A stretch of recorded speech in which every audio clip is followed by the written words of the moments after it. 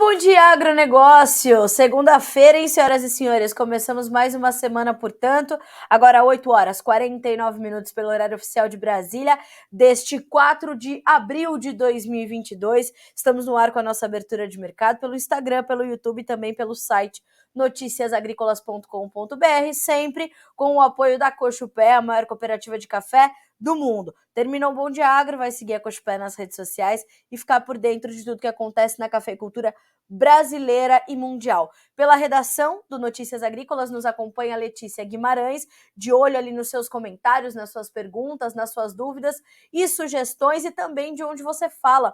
Mande para nós sua cidade, seu estado, que a gente quer saber até onde estão chegando as nossas informações, tá certo? Então já começa o nosso Bom Dia Agro te desejando uma excelente semana e te dando um recado, hein? Já às 9h20, então mais uma meia horinha aí, vamos dar uma batida de papo. 9h20 se junta a nós, Matheus Pereira, diretor da Pátria Agronegócios, para a gente falar de mercado de grãos, para falar de mercado de soja. Aí você vai poder perguntar, vai poder questionar, vai falar com o Mateuzinho e aí é só alegria. Então já 9h20 temos convidados hoje no Bom Dia Agronegócio, por isso que eu estou aqui ó, tão alinhada nesta segunda-feira, né? Poderia estar com uma camiseta dos Beatles, poderia estar com uma outra camiseta engraçadinha, como vocês já viram aqui. Hoje estou aqui alinhada para receber, portanto, Matheus Pereira, meu amigo, que já vai estar aqui conosco falando sobre o mercado de grãos. Combinado? Vamos começar com os preços, vamos dar uma olhada em como é que estão as cotações dos mercados internacionais para a gente saber como é que essa semana começa. Eu já posso adiantar que a semana começa meio tranquila ali, tá? Os mercados em campo positivo, mas de olho no que vem nessa semana de notícia, tá? Então a gente tá de olho em tudo isso. Ó, Bolsa de Chicago para a gente começar. Soja em alta, 0,7% de ganho, primeiro contrato, 15 dólares e 93 centos por bushel. O milho, 7 dólares e 44, 1,4% de alta. 1,5% de ganho no trigo, que vale 9 dólares e 98. Ainda na Bolsa de Chicago, vamos dar uma olhadinha nos derivados de soja. O farelo sobe e é um dos destaques, tem alta de 1,3% na manhã desta segunda-feira. A primeira posição com 455 dólares mais 90 centos por tonelada curta. O óleo de soja caindo um pouquinho, 0,06% de queda. O primeiro contrato, 71 dólares mais 16, 71 centos de dólar mais 16 por libra-peso, tá? Bolsa de Nova York agora. Café. Primeiro contrato, 2 dólares e 27 mais 48 por libra, uma baixa de 0,4%. O açúcar sobe, tem alta de 0,8% agora no primeiro contrato, 19 centos mais 52 por libra. O algodão segue a sua trajetória de alta, mais de 1% de ganho para 1 dólar e 35 mais 96 por libra peso. O petróleo no WTI voltou aos 100 dólares mais 47 centos por barril, uma alta de 1,2%. No Brent, a alta é de 1,03% para valer o barril 105 dólares mais 50 centos, tá? Sobem ainda o ouro, a prata e o cobre. Quem se destaca é a prata com alta de 1%.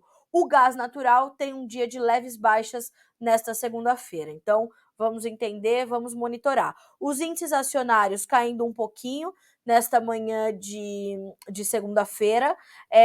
E como eu disse, né, o mercado internacional ele dá início ali à semana com a espera por algumas notícias novas, né, por algumas informações atualizadas. E por que isso?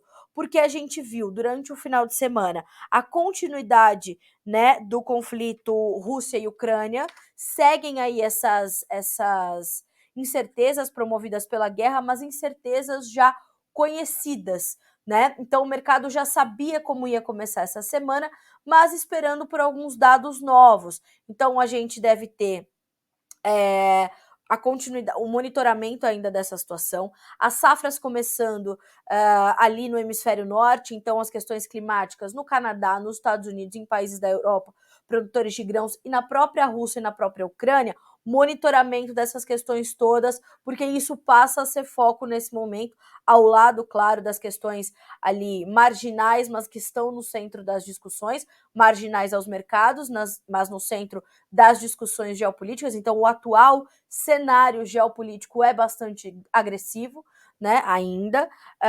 E eu até separei aqui uma fala do seu Ginaldo Souza, usei na abertura tanto do mercado da soja quanto no mercado do trigo, que é bastante importante da gente monitorar.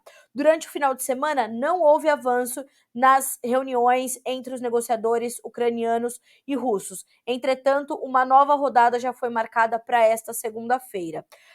Os russos continuam atacando instalações portuárias do Mar Negro sem dó e sem piedade, incluindo o porto de Odessa, que deixa a Ucrânia sem o seu principal porto de exportação durante um bom período. Lembrando, né, senhoras e senhores, todo esse ataque, né, que está no meio dessa condição, e essas estruturas que estão sendo bombardeadas, que estão sendo atingidas de alguma forma, direta ou indiretamente, vai levar tempo para isso ser reconstruído e para esse fluxo ser restabelecido. Então, essa disrupção nas cadeias de suprimento, elas são muito graves, né? E elas, como eu falei, vão levar tempo para serem restabelecidas. E isso é muito sério, tá? Então, no centro das discussões, isso ainda está bastante presente. Para a soja, a gente vai conversar já já com o Matheus, mas a guerra é um foco, o início da safra americana é outro foco, a perda aqui na América do Sul na safra 21-22 é outro e o comportamento da demanda também. Então, a gente está olhando para isso, mas já já a gente vai detalhar o mercado de grãos com o Matheus, tá? Para trigo, embora a gente também vá falar com ele sobre isso, para trigo a gente tem algumas informações importantes.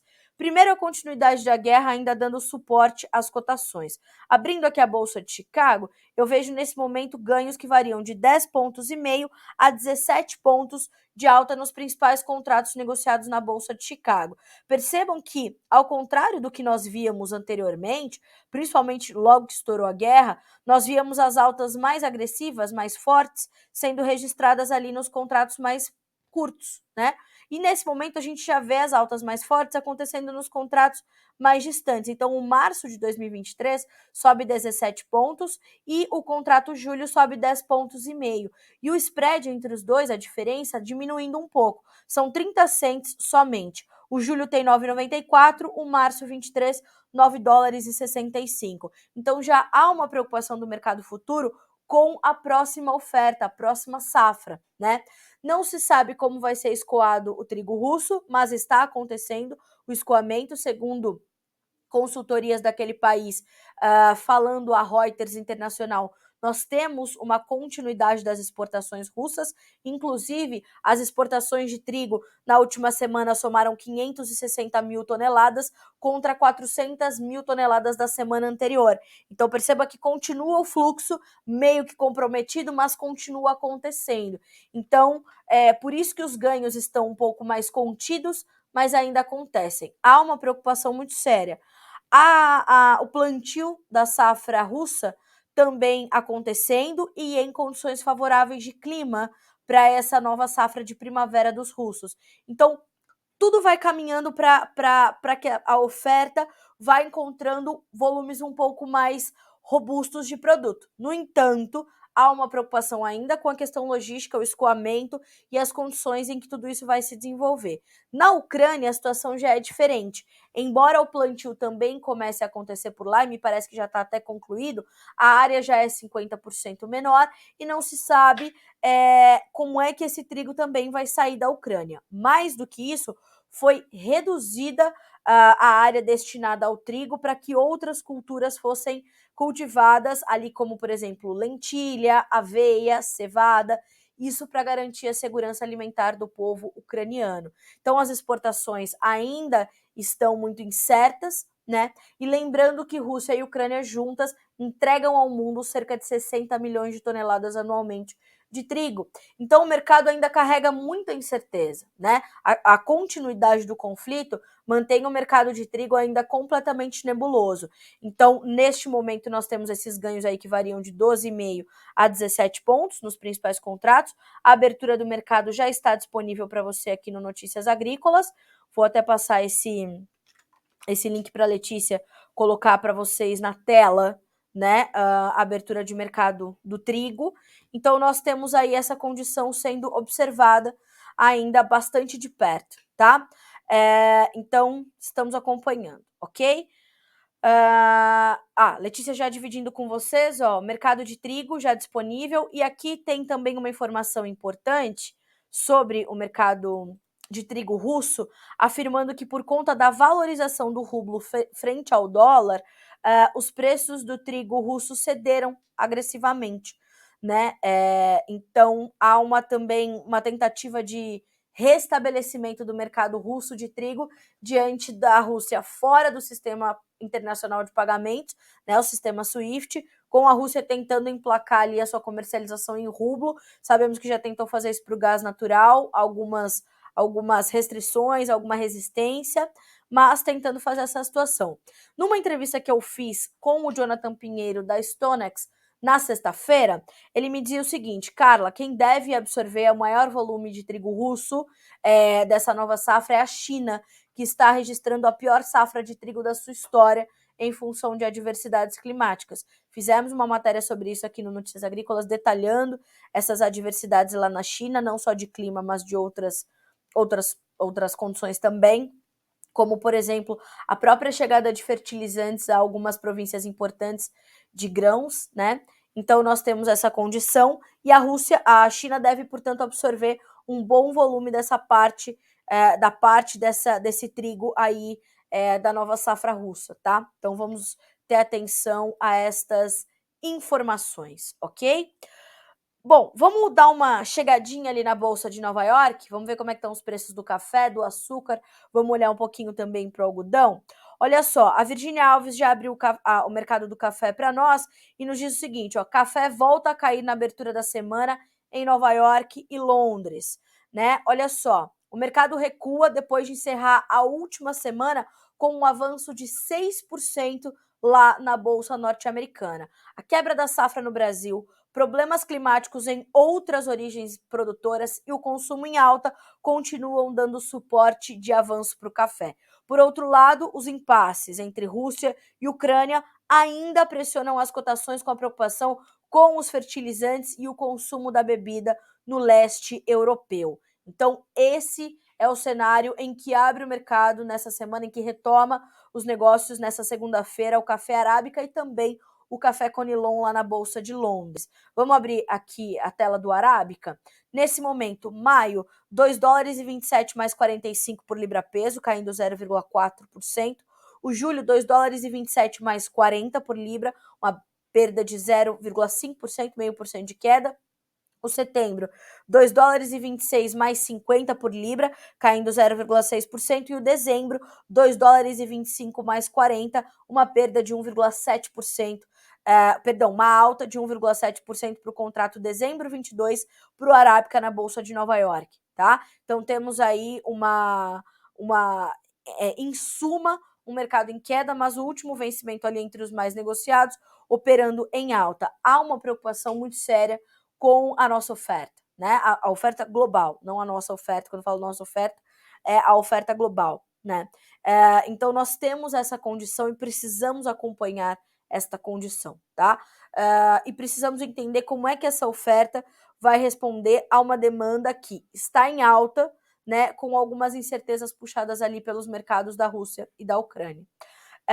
No mercado, antes da gente falar um pouquinho do mercado interno, olha só, na Bolsa de Londres, o café Conilon também abriu com desvalorização a semana. Maio tinha uma queda de 26 dólares por tonelada para chegar a 2.113 dólares. Julho caindo 22 dólares por tonelada.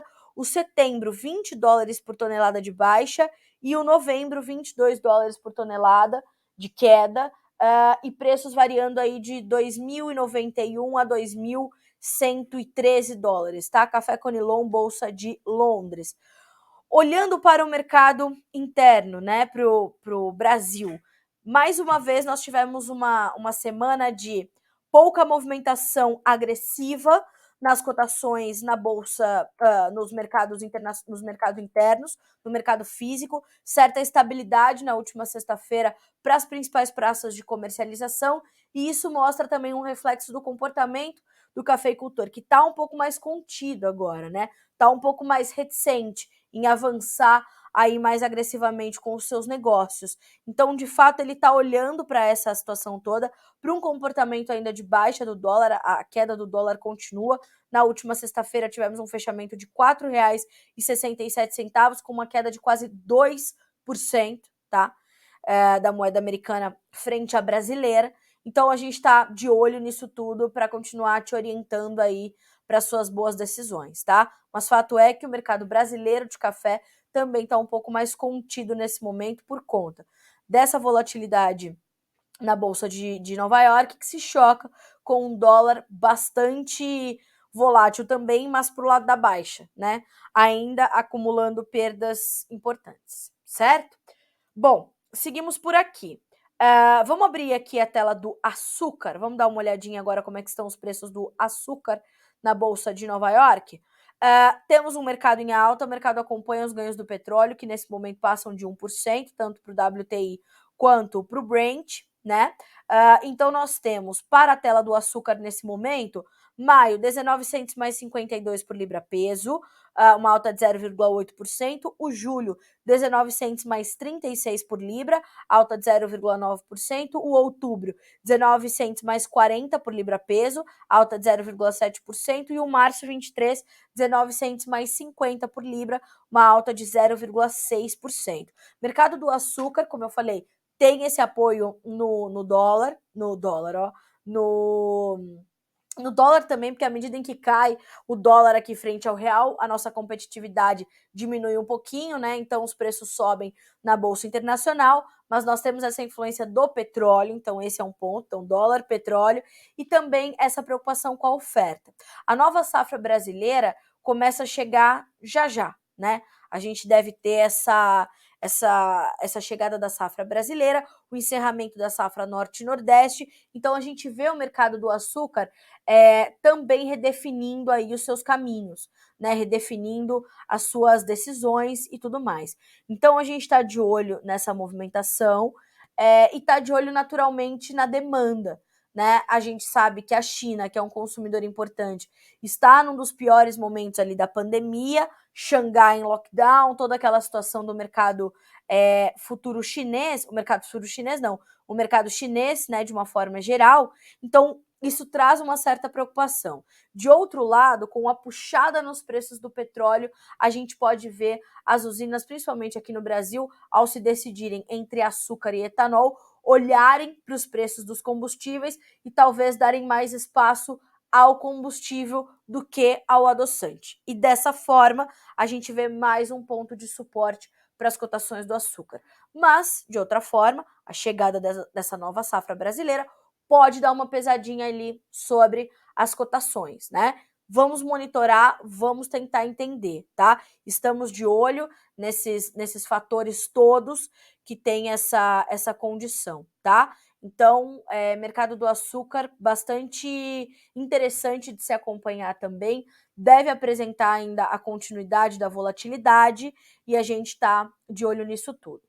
Ainda na Bolsa de Nova York, eu queria destacar também para vocês as cotações da manhã de hoje para o algodão, tá? Temos um mercado com boas altas novamente sendo registradas.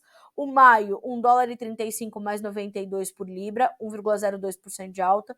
O julho, $1,32 mais 33 por libra peso, 1,07% de alta. O outubro caiu um pouquinho, 0,9% de queda para valer $1,16 mais 63. Já na sequência, o dezembro tem $1,11 mais 51 por libra e uma alta de 0,8%. Perceba que o algodão vem nesse ralizão de alta, né? E ali há um acúmulo de problemas. Há problemas logísticos nos Estados Unidos que atrasam a chegada do algodão americano lá para os chineses. Há um início de safra, né, também para os americanos, com uma área que veio dentro do esperado. Há uma demanda se recompondo depois de períodos bastante drásticos de baixa, né? E há uma preocupação com o clima também para os Estados Unidos, para o algodão na nova temporada. Então, há um acúmulo de fatores ali também se ajustando, se alinhavando para promover esse avanço dos preços do algodão. Então, seguem as altas na Bolsa de Nova York. Vamos entender se ela continua. A volatilidade ela vai continuar muito presente também, de acordo com os analistas e consultores de mercado. Essa volatilidade vai seguir forte aí para o mercado do algodão, tá? Então vamos acompanhando, vamos permanecendo de olho nisso tudo, tá? Eu vou dar uma passadinha aqui nos comentários, que temos muitas perguntas e eu já percebi que tem algumas dúvidas aqui, né? Vamos entender. O pessoal do Espírito Santo nos acompanhando, o Dom Columba, aqui do Espírito Santo, o Wesley Pereira nos mandando bom dia, o Oliver também nos mandando bom dia, o Elvis de São Paulo, o Flávio Cabral de Joinville, o Oliver é de Luiz Eduardo Magalhães, na Bahia. Olha só, bom dia de Altamira, no Pará, bom dia. Bom dia de Itumbiara, no Goiás, Ibiraci, Minas Gerais. A Sandra falou que gostou aqui das minhas cerejinhas. Obrigada, Sandra. Bom dia de Tupaciguara, Minas Gerais, o José Carlos. O Zé Lucas, bom dia de Uberlândia, Minas Gerais. O Anderson Francisco, bom dia, manda um alô para nós de Pontes, Mato Grosso, pessoal da Agrosom. Bom dia, Pontes, no Mato Grosso. Pessoal da Agrosom conosco, sejam bem-vindos. Dona Neuza, bom dia, hein? Bom dia, o café já foi, né? Essa semana, a Dona Neuza tá de aniversário, hein? Dona Neuza tá de aniversário essa semana, me parece que é amanhã. Vamos ver se vamos ter que dedicar um bom de agronegócio para ela. Bora, hein? Fazendo coisa de 20 anos, né, tia? Brincadeira. Vamos lá. Como está o mercado da carne? Me pergunta o Denis. Vamos falar sobre isso. O Denis nos mandando bom dia também. O pessoal o GH Bilória nos mandando bom dia. O Márcio Fagundes. Bom dia, Carla. Tudo bem? Comigo tudo bem, contigo. Como que estará as expectativas para essa semana no aumento da soja?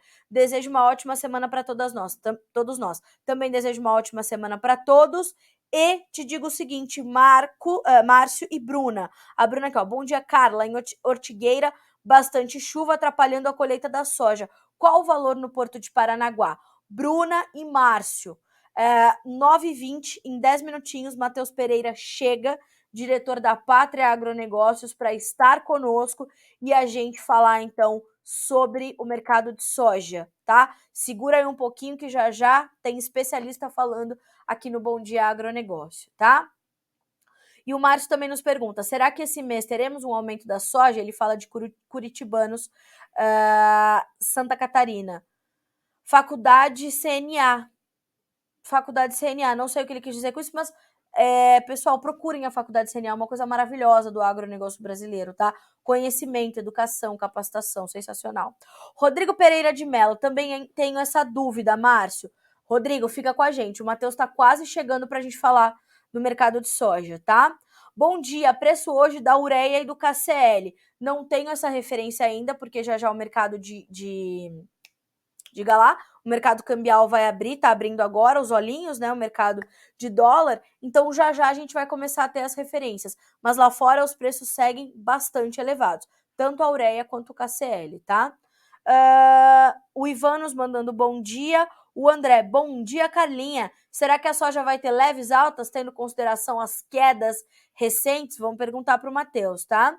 O Murilo nos mandando bom dia, o pessoal da Fazenda Cachoeirinha, o Julinho Oliveira, lá de Bagé, no Rio Grande do Sul, o Murilo de Campo Grande, no Mato Grosso do Sul, Divinópolis, Minas Gerais, oeste do Paraná nos fala o Eduardo, bom dia. Fala sobre a soja, vou falar com o Matheus, pessoal da Fazenda Cachoeirinha, já às 9h20 o Matheus está com a gente, tá?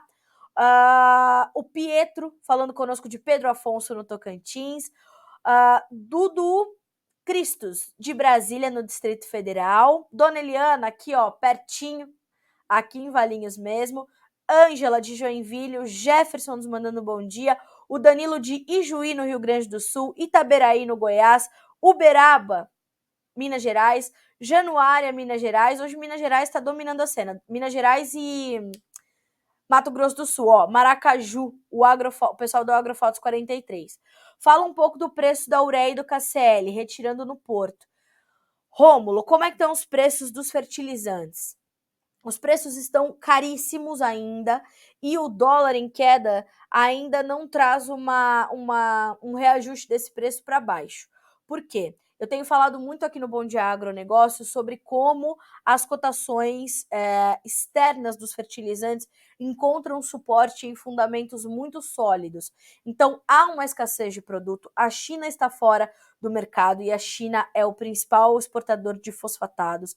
A Rússia está com dificuldade de exportar, está embarcando alguns volumes de fertilizante para o Brasil, é importante que se registre isso, mas é um volume ainda tímido, tá? Então a gente está falando de fundamentos, né, muito apertados e que dão espaço para a continuidade das altas, tá? A gente está com um início de safra no hemisfério norte, os fertilizantes já foram comprados, mas claro que isso ainda está no radar dos vendedores, a demanda aqui no Brasil como vai ser, então a gente ainda tem preços muito altos e sem ter no horizonte uma sinalização de algum fator que pudesse vir a pesar sobre as cotações, tá? Então, a gente está de olho nisso. Eu vou colocar aqui na nossa agenda dessa semana um mercado de fertilizantes para vocês acompanharem. As relações de troca, vou abrir aqui. Deixa eu até ver se eu tenho uma informação para vocês aqui. Deixa eu ver se eu consigo pegar algumas informações aqui para vocês de relações de troca. Olha só, a análise do Jefferson Souza, da Agriinvest Commodities, o Jefferson é o especialista em fertilizantes da Agriinvest, né? Ele diz o seguinte, ó, o Marcos Araújo, analista da Agriinvest também, para grãos, um dos diretores, né, da Agriinvest, nos compartilhou uma informação ontem que diz o seguinte, atenção, hein, pessoal que perguntou do fertilizante. Boa noite. Um gráfico se destacou nesse final de domingo, né? A relação de troca 22-23 para soja, infelizmente, essa combinação de soja para baixo e fertilizante para cima elevou ainda mais as relações de troca, ou seja, o poder de compra do produtor mais uma vez diminuiu. Então a gente está vendo a curva da relação de troca para soja versus KCL, Porto de Paranaguá, subindo. Tá tudo muito fora do intervalo histórico. Então a gente vai colocar aqui na agenda o Jefferson Souza para essa semana para nos explicar essas relações de troca, tá? Vamos ver se até ele consegue entrar conosco aqui no Bom Dia Agronegócio. O que vocês acham? E aí a gente vai já trazendo todo esse panorama do mercado de fertilizantes para vocês, tá certo? Aí vocês podem tirar suas dúvidas, vocês podem perguntar diretamente para o Jefferson e a gente faz um bate-papo igual a gente vai fazer com o Matheus aqui, a gente faz com o Jefferson, tá? Lilica, bom dia. E o açúcar? Lilica, falei bastante sobre o açúcar hoje, lá mais no comecinho da nossa live, tá? Já vai estar disponível para vocês aqui no Notícias Agrícolas, inclusive, e aí a gente vai falando. A Dária, bom dia, Carla. Fala pra gente do mercado de suínos. Eu vou pedir para a Letícia me mandar aqui alguns destaques enquanto a gente conversa com o Matheus, que já vai estar conosco. E aí assim que a gente terminar a conversa com o Matheus, a gente já fala um pouquinho do mercado de suínos, tá? Pessoal de Palmeiras, de Goiás conosco, Araçatuba, São Paulo. O amendoim voltou a subir? Vou buscar essa informação para vocês, tá? O Jefferson me pedindo sobre o café, tá? Jefferson, falei bastante também sobre o café lá no comecinho do Bom Dia Agro, tá? São Carlos, em Santa Catarina, Araxá, Minas Gerais, o Eduardo Antonello, bom dia. Sudoeste do Paraná, 2 vizinhos, bom dia. Olá, o Matheus já está falando que está conosco aqui. Vamos lá. Matheus, você me ouve? Eu escuto bem. Tá me escutando? Olha aí quem chegou. Vejam só quem já está conosco. Matheus Pereira, diretor da Pátria Agronegócio. Bom dia, meu amigo. Tá me ouvindo bem? Estou escutando perfeitamente, Carla. Bom dia, moçada que nos assiste. Tá te ouvindo. Mentira. Não me escutam? Alô, testando. Estamos te ouvindo demais. Então, fala, moçada, de novo. Bom dia, Carla. Bom dia. Um prazerão estar contigo. Aqui abrindo essa segunda-feira. Mercado tá uma loucura. E eu já te trouxe logo aqui pro Bom Dia Agronegócio, porque aqui a audiência é qualificada, viu, meu amigo? O povo quer saber de fertilizante, café, açúcar, é uma loucura. Mas, Matheus, a gente vem se falando muito nos últimos dias e você falava o seguinte, ó, Carla, a gente vai ter que ter atenção para alguns pontos do mercado que estão se mostrando aí nesses últimos dias, e nessas próximas semanas a gente vai ter que ter atenção a isso. Do que a gente está falando, Matheus? Que tipo de informação começa a chegar nessa semana, principalmente com a proximidade da safra 22-23 dos Estados Unidos? Olha, Carla, a gente tem no radar, né, dois principais pontos, né, que a gente tem observado por agora. O primeiro deles, talvez de maior importância, né, é uma desaceleração temporária da demanda chinesa. A gente teve aí no finzinho da semana passada o governo chinês, né, anunciando alguns leilões de soja disponível em estoques próprios, né, governamentais. Foram leilões aí de 1 milhão de toneladas.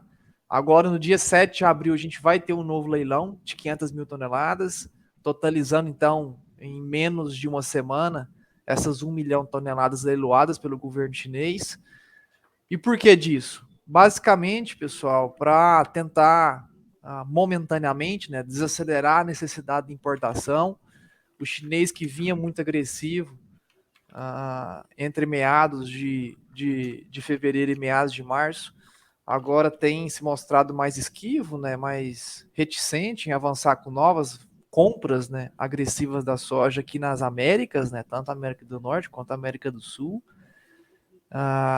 E o que mais nos assusta por enquanto, Carla, é que aparentemente, né, o governo chinês havia anunciado que os estoques da soja disponível em solo chinês estavam historicamente baixos, porém começam a soltar leilões, começam a tentar desacelerar demanda temporária para importação.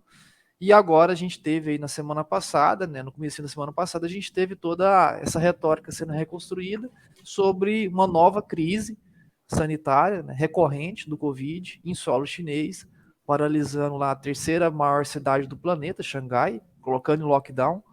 Sim. Então, realmente, este é o principal ponto de preocupação agora para o mercado da soja, na nossa visão, que seria, hipoteticamente, uma desaceleração temporária da demanda chinesa por soja.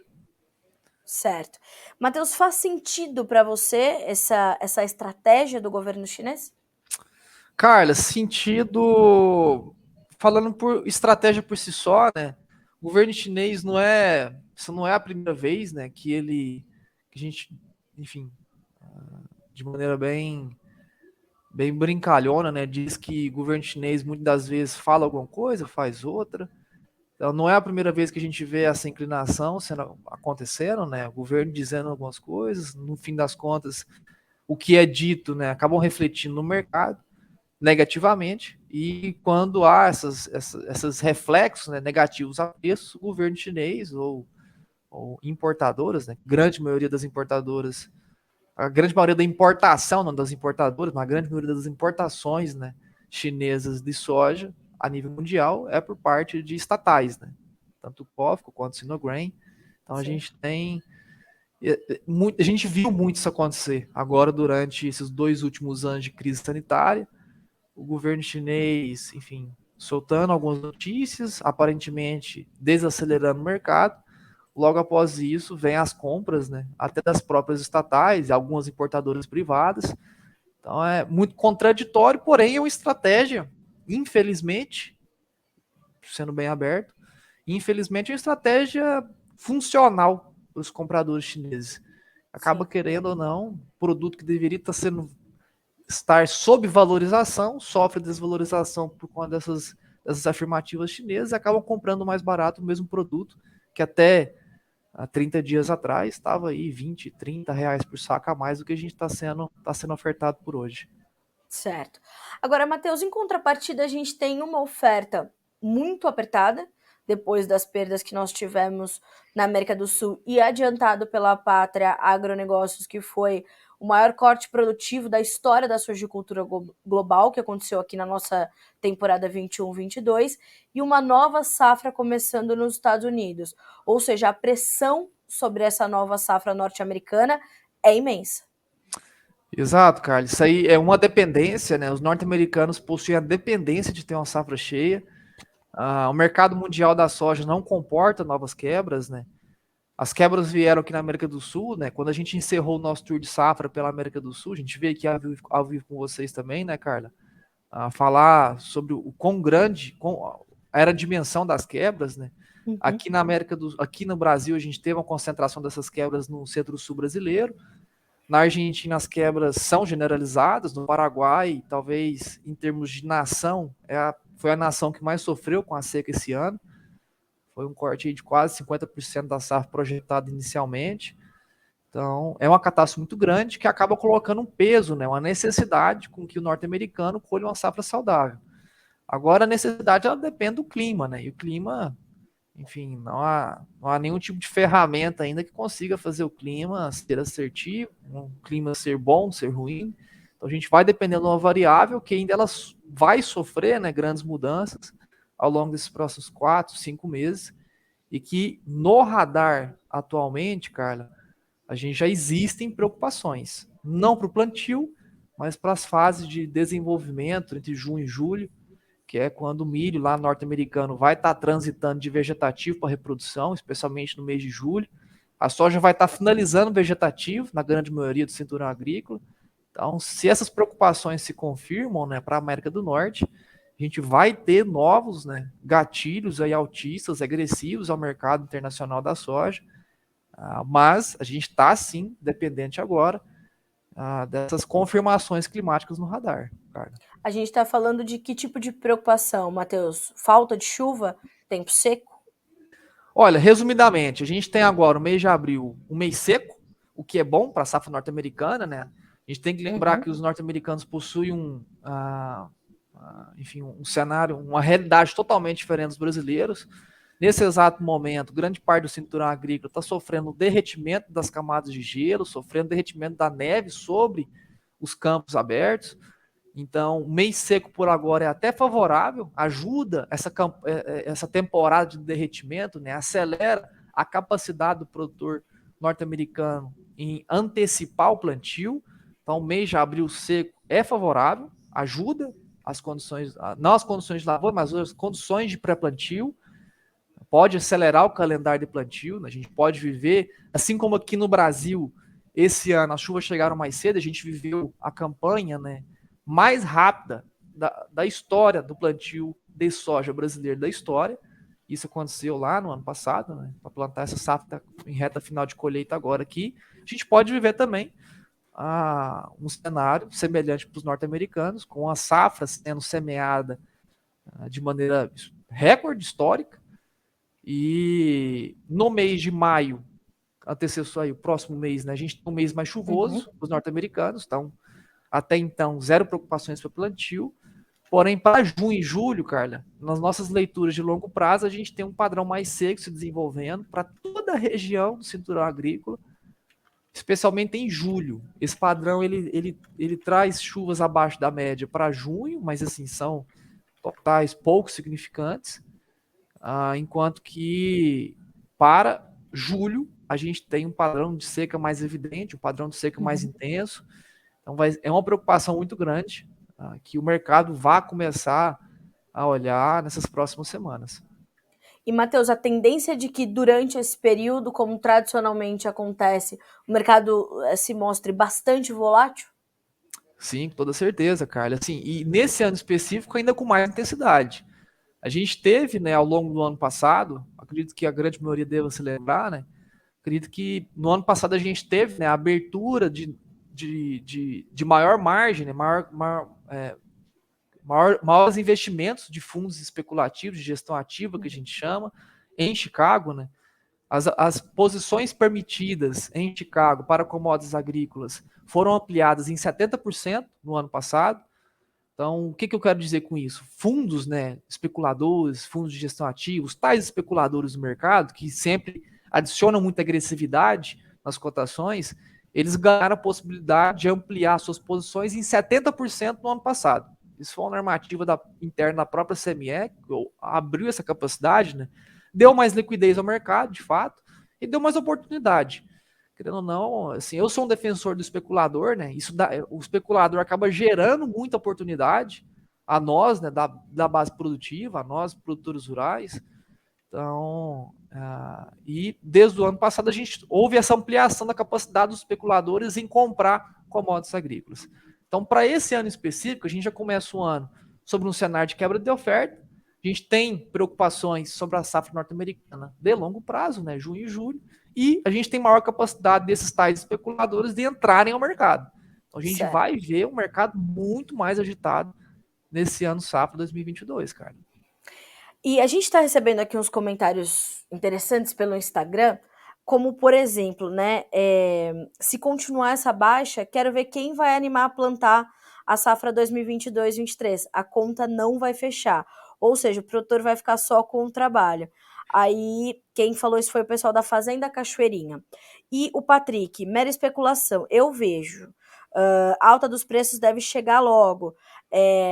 Como é que você tá trazendo todos esses elementos, Matheus, para suas análises aqui para o nosso mercado interno? Porque tudo isso se choca com um dólar caindo agressivamente, somente na última sexta-feira, quase 2% de queda, menos de 4,70 o dólar. Como é que está o mercado brasileiro nesse momento e como é que serão as oportunidades de comercialização que o produtor ainda vai ver e se vai ver a partir de agora? Pois é, Carla, o dólar que foi assim, uma grande salvação ao longo do Covid, né? Jogou os patamares da soja para níveis aí acima dos 180, R$ 200 por saco em alguns momentos, depende da região. Nos últimos 30 dias tem sido, sim, o principal responsável, né, por subtrair preço de soja no Brasil. A gente, em média, já perdeu quase R$ 30 por saca da soja disponível aqui no Brasil nesses últimos 30 dias, né? Soja que chegava a bater 210, 215, algumas praças próximas a porto de exportação no sul do Brasil. Agora já são praças aí que estão precificando soja 180, 178, então até abaixo disso em alguns momentos. Então, de fato, o dólar dificultou muito a manutenção das altas dos preços da soja aqui internamente no Brasil. Lá fora, a gente tem a manutenção ainda das cotações disponíveis da soja para exportação próximo ou acima dos US$ 600 a tonelada, tanto aqui no Brasil quanto lá nos Estados Unidos. Então, quando a gente olha a nossa soja dolarizada, a gente ainda tem patamares semelhantes, o que a gente observou ali em meados de fevereiro, até antes desse conflito aí Rússia e Ucrânia começar, né? É um conflito que não trouxe tantos benefícios, não trouxe tanta aceleração de preços da soja internacional, trouxe sim para outros mercados, principalmente cereais, mas para a soja, os mesmos patamares observados ali até 10 dias atrás eram os patamares semelhantes ou idênticos a níveis pré-conflito. Então, agora, a soja subiu, né? Teve essa escalada por essas quebras agressivas que teve aqui na América do Sul, patamares que foram mantidos, porém, aqui no Brasil, a gente teve, infelizmente, né, o dólar se desvalorizando, a nossa moeda se fortalecendo, muita concentração de capital aqui dentro do nosso país, e acabou tirando, né, muito preço de soja aqui do nosso internamento no Brasil, e, infelizmente, talvez pior ainda a cena fica quando se trata do período que a gente está vivendo, né? Esse período agora, reta final de colheita, Carla, para a grande maioria do produtor brasileiro, é um período onde tem elevado custo de despesa, né? Muito compromisso financeiro para ser quitado. Agora, final de abril, então. Então é problema, é um grande problema, cara. O produtor brasileiro ainda vai ter essas chances de comercializar bem a soja 2021-22, Matheus? Ele vai ter espaço para garantir prêmios consideravelmente remuneradores?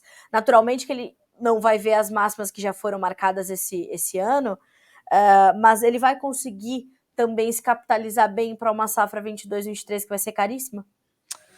Olha, Carla, essa é uma boa pergunta, né? Na nossa visão, as baixas que a gente está vivendo por agora, elas são temporárias, né?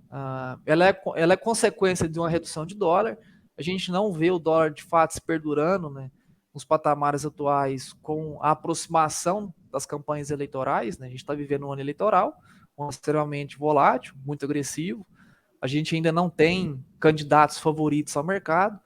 Porém, a gente vê que esse dólar atualmente, nesses patamares aí que já chegaram a derrubar quase mais de R$ 1 por dólar ao longo de 2022, né, que chegou a bater acima dos 5,70, já está operando aí próximo aos 4,60, 4,64 agora, com mais 1 centavo de queda nesse exato momento.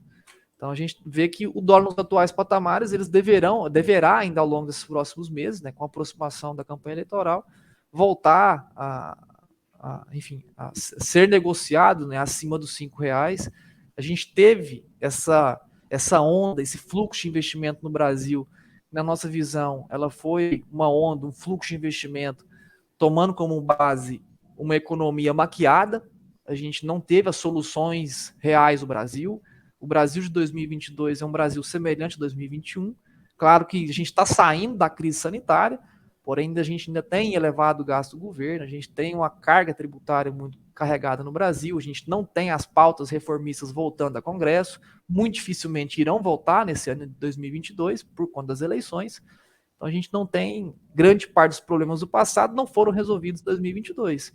A gente não tem um cenário muito semelhante do que a gente viveu no passado. A não ser o quê? Uma sensação, um otimismo de que o Brasil, com o fim da crise sanitária, né, com a gente possa viver cenas melhores no futuro. Atualmente não há grandes mudanças, por isso que a gente vê que a gente deve ter, né, novamente a valorização do dólar frente ao nosso real ao longo dos próximos 4, 5 meses, se aproximando das eleições, e vai poder jogar de novo as cotações da soja a níveis mais elevados que estão sendo precificados hoje. Juntamente com isso, aquela preocupação lá na América do Norte, com a safra. Matheus, a disputa pela nossa soja entre demanda interna e demanda externa pode ser um fator para equilibrar esse mercado nesse momento e garantir que as cotações estejam em patamares ainda adequados para o produtor brasileiro, ou pode chegar também aos nossos prêmios? Carla, deu um corte aqui, eu escutei prêmios agora. Mil desculpas. Acho que foi o meu computador. Imagina, sem problema. Eu te pergunto assim, essa disputa que a gente teve já nos primeiros meses de 2022, inclusive, entre a demanda interna e a demanda externa pela nossa soja, pode ajudar a equilibrar esse mercado de alguma forma, ajudar a neutralizar parte dessa baixa do dólar, chegando inclusive essa disputa a influenciar uma manutenção dos nossos prêmios em patamares elevados? Olha, Carla, a gente gostaria de ver mais disputa, na verdade, né? A indústria interna brasileira está com dificuldade, de fato, para competir com as ofertas para exportação. A gente não está vendo, né, uma grande ação da parte consumidora interna brasileira de soja em fazer aquisições, em adicionar o que a gente chama de prêmio doméstico, né?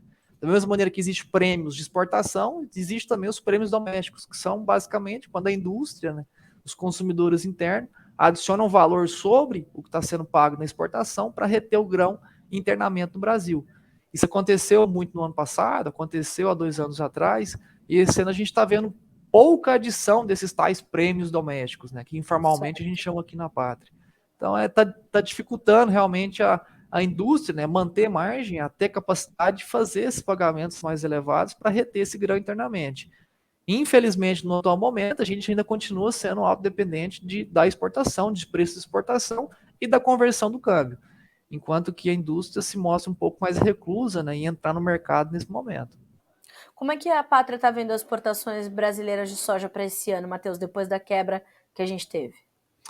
Olha, Carla, a gente deve ter uma redução de pelo menos 10 milhões de toneladas, né, exportadas. No ano passado a gente encerrou com próximo a 85 milhões, pouco mais disso, né, 86 milhões de toneladas. Esse ano a gente dificilmente vai ter 74, enfim, 75 milhões de toneladas embarcadas. Uhum. O viés é de uma redução mais agressiva. A gente viu a gente atualiza todas as sextas-feiras, né, o nosso line-up, a gente vê como que tá os compromissos de exportação, quanto da nossa soja já foi vendido, quanto que ainda não. A gente ainda está com baixíssimo volume de soja comercializada para exportação, comparado com o ano passado, porém, dentro de uma média dos últimos 5 anos. Tá? Agora, a grande preocupação que nos trouxe na semana passada é que, tipicamente, o nosso fluxo de novas compras da soja para exportação no Brasil, ela daria em meados de abril, final de abril. A gente começou o mês de abril e, aparentemente, a gente já está na curva descendente, desses compromissos, né? Os compromissos viraram de cabeça para baixo.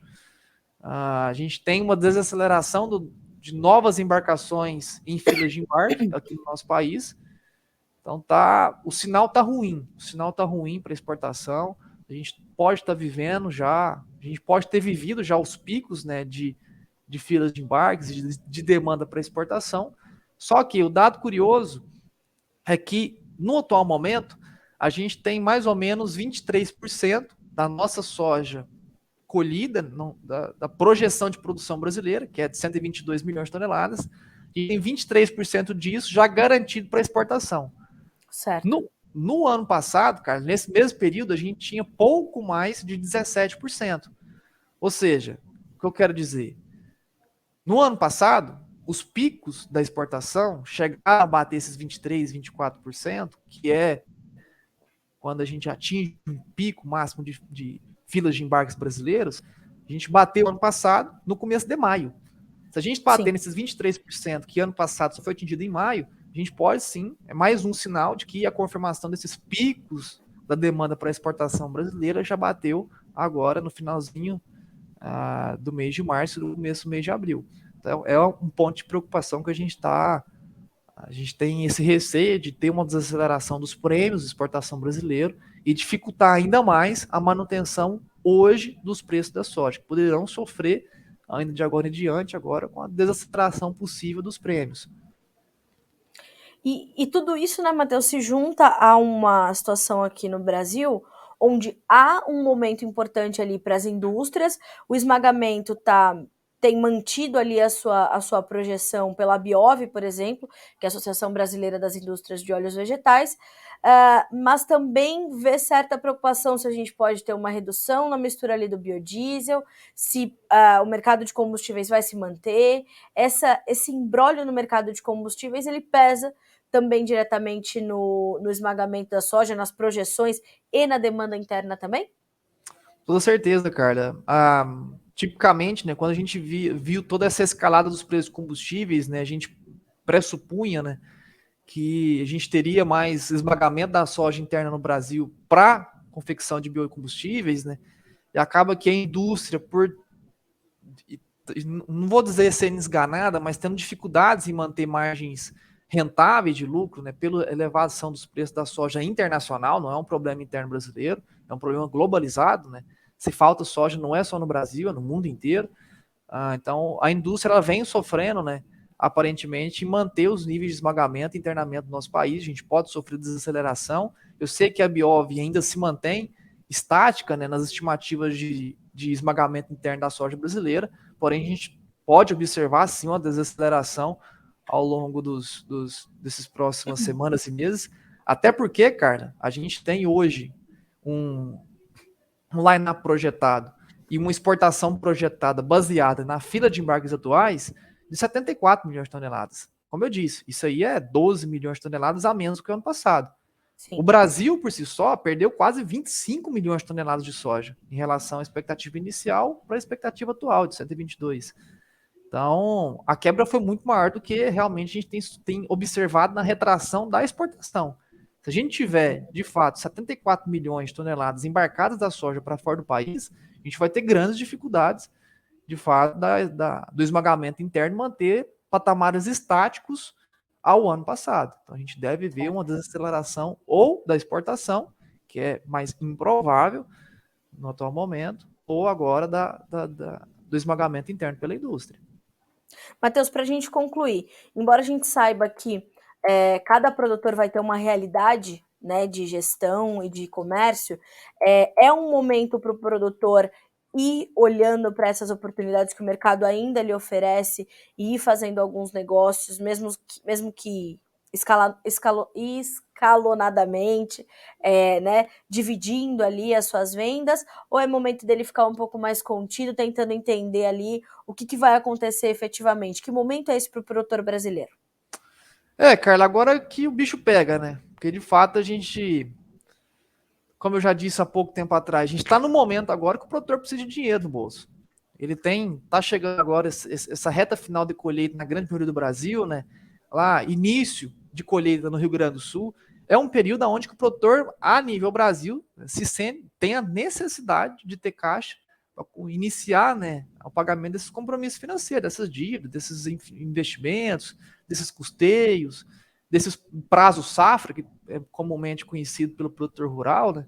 Uhum. Então, é muito difícil a gente ter agora uma perspectiva nessa reta final de colheita, né, a nível Brasil. Não estou dizendo exclusivamente ao Rio Grande do Sul, que está só no início. É muito difícil a gente ter agora um cenário de otimismo, né, para os preços da soja de curto prazo. Então, eu aconselharia, né, quem está nos vendo, que olhe com carinho as oportunidades que o mercado ainda tem, porque de fato os sinais de curto prazo não são animadores. A gente está preparando a nossa clientela, a gente está se posicionando, criando algumas proteções, porque a gente deve ver, assim, como a gente já viu agora recentemente, a gente deve ver um mercado aí de vacas magras, né, de curto prazo, temporário, sabe? Mas é o temporário que bate justamente no time, né, no tempo, aonde o produtor precisa do dinheiro no bolso. Então, eu aconselharia que olhe com bastante atenção essas ofertas, meus caros, e caso tenha alguma dúvida em relação a como criar proteções, nos procure aqui na Pátria do Negócio para a gente poder entender cada caso também, que são distintos, né? A gente não pode trazer visões generalizadas, porque cada caso é um caso e cada realidade é uma. É isso. Matheus, olha, um prazer receber você aqui no Bom Dia Agronegócio. Estou muito feliz de começar a semana já contigo aqui, respondendo a nossa audiência. E se você ainda não segue, inclusive você está no Instagram, terminou o Bom Dia Agro, @patria.agronegócios.com.br, @patria.agronegócios.com.br. Ali, né, Matheus, tem todas as informações para quem quiser chegar até você e ao teu time para fazer esse planejamento comercial mais assertivo, mais seguro, principalmente, né? Exatamente, Carla. Se quiser nos chamar por lá, no próprio privado do Instagram, ou acessar o nosso site lá nos links que tem lá na descrição. Fiquem à vontade, pessoal. Eu sei que esse momento agora, essa euforia, né, essas quedas, elas têm gerado bastante ansiedade. E cuidado, assim, muitas das vezes, quem está nos assistindo, né, viu realmente a soja derretendo nos últimos dias, pegou, como eu já disse, num período muito crítico ao mercado, para a parte da base produtiva, né, por conta dessa necessidade financeira do momento. Então, cuidado para também não tomar ações, né, na ansiedade. Nos procure para a gente realmente entender a realidade, entender a sua parte, para poder dar um direcionamento mais claro. É isso mesmo. E se você quiser acompanhar o site da Pátria, patria.agr.br. Certo, Matheus? Exatamente, cara. Meu amigo, boa semana para ti, boa segunda-feira e já estou te esperando aqui para as próximas análises, viu? Um abraço para todo o time da Pátria. Fechado, Carlos? Um grande beijo para ti, um grande abraço para todos que nos assistem. Até logo. Obrigada, viu, meu amigo? Até logo. Pois é, senhoras e senhores, Matheus Pereira conosco, portanto, trazendo essas primeiras informações do mercado de soja, informações importantes, momento difícil, de certa forma, para o produtor brasileiro, que já viu preços ali superarem os R$ 200 base porto, fora que temos fretes elevadíssimos, uma complicação geral, enfim, dólar em queda, vamos ver como é que está o dólar nesse momento. A gente está falando de um dólar ali que abre a semana com R$ 4,64, uma perda de 0,7%, tá certo? Bom, pessoal, dessa forma eu vou encerrando então a nossa edição desta segunda-feira, 4 de abril, do nosso Bom Dia Agronegócio, certo? Amanhã tem mais, vou tentar trazer então Jefferson Souza para trazer informações em tempo real aqui para vocês sobre o mercado de fertilizantes, analista da Agriinvest. Vamos tentar fazer um bem bolado, trazer mais convidados para o nosso Bom Dia Agronegócio, porque é isso que a gente quer fazer, te orientar para que você possa tomar boas decisões num ambiente responsável, confortável e seguro, tá certo? Notícias Agrícolas, 25 anos ao lado do produtor rural.